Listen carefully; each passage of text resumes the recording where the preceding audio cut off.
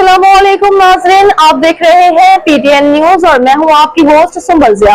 शामिल करते हैं आज की अहम खबरें। पाकिस्तान में आलमी खलाई कॉन्फ्रेंस का आगाज 18 नवंबर को होगा। अहम मुआहिदों पर दस्तखत मुतवक्के। मौसमी तब्दीली, ग़िज़ाई तहफ़्फ़ुज़, आफ़ात से निमटने, पायदार इंफ्रास्ट्रक्चर पर ख़ुसूसी सेशंस होंगे। पाकिस्तान में आलमी खलाई कॉन्फ्रेंस का आगाज 18 नवंबर को होगा। स्पार्को के मुताबिक कॉन्फ्रेंस में 25 ममालिक के नुमाइंदे शरीक होंगे। आम मुआहिदों पर दस्तखत मुतवक्के हैं। आलमी खलाई कॉन्फ्रेंस का मौजू पायदार तरक्की के लिए खलाई साइंस टेक्नोलॉजी का किरदार है। मौसमी तब्दीली, ग़िज़ाई तहफ़्फ़ुज़, आफ़ात से निमटने और पायदार इंफ्रास्ट्रक्चर पर ख़ुसूसी सेशंस होंगे। 3 रोज़ा कॉन्फ्रेंस स्पार्को और इंस्टीट्यूट ऑफ स्पेस टेक्नोलॉजी के इश्तराक से मुनाकिद हो रही है। 2000 से ज़ायद मुल्की और गैर मुल्की माहिरीन की शिरकत मुतवक्के है।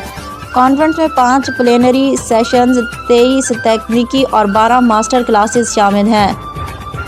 तुर्किया, मंगोलिया और अमेरिका के खलाबाज फोरम में शिरकत करेंगे। रुयत हिलाल के साइंसी, मजहबी और तकनीकी पहलुओं पर भी खसूसी सेशन होगा।